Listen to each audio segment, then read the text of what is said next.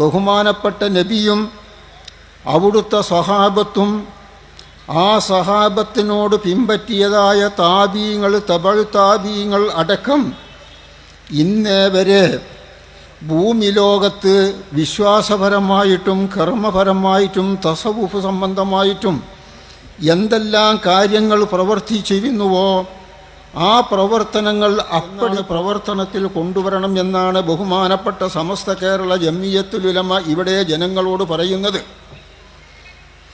ആ പ്രവർത്തനം നിലനിർത്താനാണ് മഹാന്മാരായിരിക്കുന്ന മശായിഖന്മാർ ബരക്കൽ മുല്ലക്കോയ തങ്ങൾ നവ്വറല്ലാഹു മർക്കദ മഹാനവറുടെ നേതൃത്വത്തിൽ ഈ സമസ്ത കേരള ജംഇയ്യത്തുൽ ഉലമ സ്ഥാപിതമായത് ആ ആവശ്യത്തിനാണ്.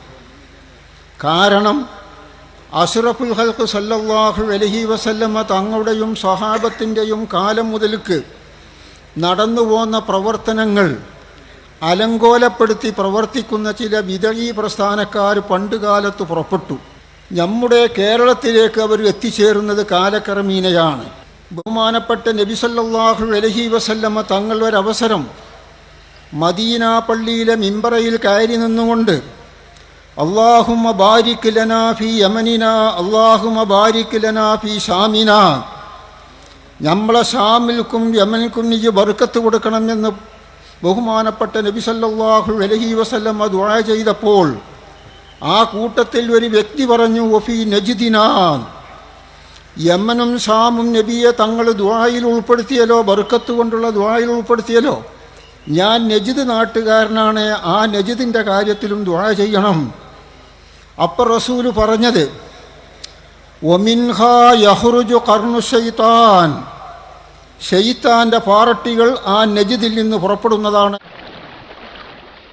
അല്ലാഹുവിൻ്റെ അടുക്കൽ അംഗീകരിക്കപ്പെട്ട ദീൻ ഇസ്ലാം ദീൻ മാത്രമാണ്. ആ മഹത്തായിരിക്കുന്ന ദീൻ നമ്മുടെ കേരളക്കരയിൽ പ്രചരിപ്പിക്കാൻ വേണ്ടി വന്നത് സഹാബിമാരാണ് എന്നതിൽ തർക്കമില്ല. അങ്ങനെ അവർ പ്രചരിപ്പിച്ച ആ ഇസ്ലാം വള്ളിക്കും പുള്ളിക്കും വ്യത്യാസമില്ലാതെ ദീർഘകാലം കേരളത്തിൽ നിലനിൽക്കുകയുണ്ടായി. മൈ യഈശു മിൻകും ബഅദി ഫസയറ ഇഖ്തിലാഫൻ കസീറാ, എൻ്റെ ശേഷം നിങ്ങൾക്ക് ജീവിക്കാൻ ഭാഗ്യമുണ്ടെങ്കിൽ ദീനീ രംഗത്ത് ധാരാളം ഭിന്നിപ്പുകൾ നിങ്ങൾക്ക് കാണാൻ കഴിയും. ആ സന്ദർഭത്തിൽ എൻ്റെ ശരീരയും എൻ്റെ സഹാബത്തിൻ്റെ ശരീരയും നിങ്ങൾ മുറുകെ പിടിച്ച് ജീവിക്കണമെന്ന് പുണ്യനബി മുന്നറിയിപ്പ് നൽകുകയുണ്ടായി. ബിദഈ പ്രസ്ഥാനം പ്രത്യക്ഷപ്പെട്ട് കഴിഞ്ഞാൽ ആ കാലഘട്ടത്തിൽ പണ്ഡിതന്മാർ മൗനം ദീക്ഷിച്ചാൽ അല്ലാഹുവിൻ്റെയും മലക്കുകളുടെയും സജ്ജനങ്ങളെയും ശാപം അവരുടെ മേൽ ഉണ്ടാവുന്നതാണ് എന്ന് പുണ്യനബി മുന്നറിയിപ്പ് നൽകുകയുണ്ടായി. ആ അറിയിപ്പിൻ്റെ അടിസ്ഥാനത്തിൽ 25 കോഴിക്കോട് വെച്ച് അവരെ യോഗം കൂടുകയും സമസ്ത കേരള ജംഇയ്യത്തുൽ ഉലമ